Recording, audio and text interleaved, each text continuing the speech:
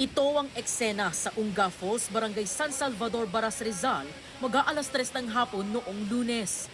Sinusubukang sagipin ng mga otoridad ang dalawang lalaking nalunod daw matapos mapunta sa malalim na bahagi ng falls.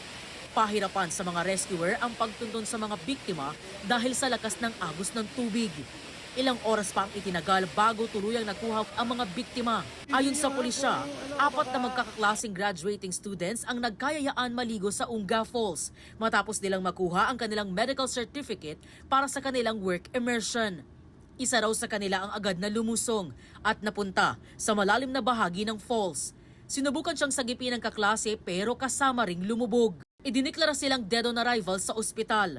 Tumanggi ang pamilya na pangalanan ng biktima ang unang lumusong.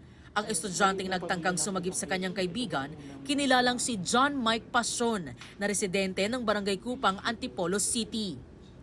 Ang pamilya ni John Mike matinding hinagpis ang nararamdaman, lalo't 3 buwan na lang sana ay gagraduate na siya na panganay sa dalawang magkapatid. Hindi siya nagdadalawang isip na iligtas yung isa.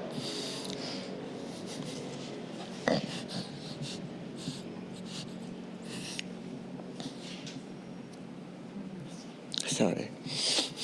Kahit ipapahamak niya.